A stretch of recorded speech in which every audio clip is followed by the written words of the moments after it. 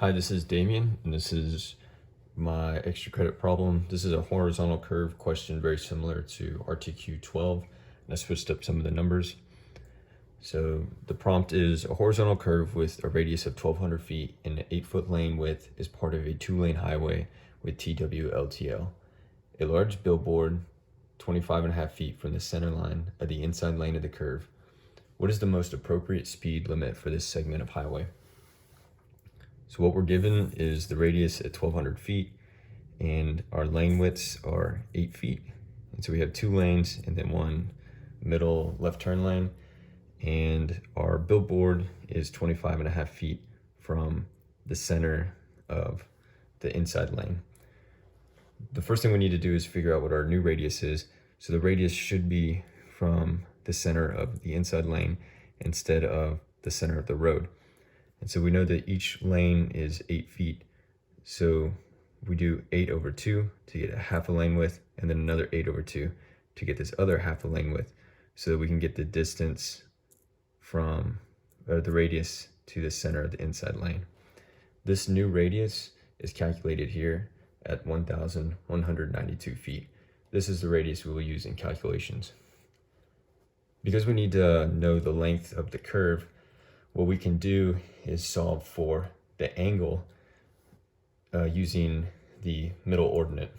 So we know that the middle ordinate is 25.5 feet.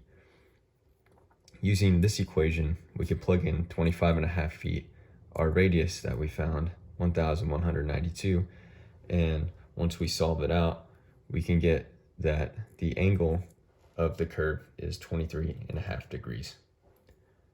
Now that we have this number, the angle, we can solve for the length of the curve. So when we come down here to step number 2, we use this equation. This is length equals pi times the radius times the angle over 180. So we now have the radius at 1,192, the angle at 23.5, and once we solve that out, we'll get a length of 488.9 feet. This will be the length of the curve. Once we have that, we could solve for the stopping site distance. This will be step number 3. Using this equation, we could sub the length for the stopping site distance, and we'll solve for velocity, or the speed at which a vehicle can be moving and still stop in time.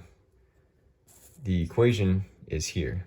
Stopping site distance equals 1.47 times velocity times the personal reaction time plus 1.075 times the velocity squared over the rate of deceleration. Our personal reaction time will be 2.5 seconds as standard, and our rate of deceleration is 11.2 feet per second squared. Once we plug in these numbers, we get this quadratic equation, 0.09598 v squared plus 3.675 v minus 488.9. To solve for v, what we will have to do is plug it into the quadratic formula. If we come over to the other side, we have the quadratic formula here, negative b plus or minus the square root of b squared minus 4ac over 2a. Again, our quadratic equation is listed here. This value is a, this value is b, and this value is c. We could plug it in to the formula and reduce it to this right here. The two values we get are 54.75 and negative 93.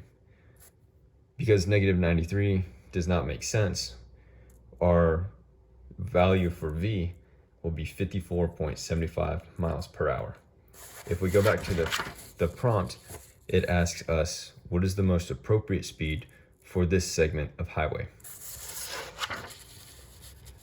What we have solved for, this 54.75 miles per hour, is the speed at which the vehicle is moving and is able to stop in time. That means we should not assign a speed to this road that is higher than this. It should be lower. If we were to give the speed of the road at 55 miles per hour, the car would not be able to stop in time. Therefore, for the final step, we can say that the appropriate speed limit for this section of road, this curve would be 50 miles an hour. If the car is going 50 miles an hour, it will be able to stop in time, even with the obstruction of the billboard. That is the end of my presentation. Thank you.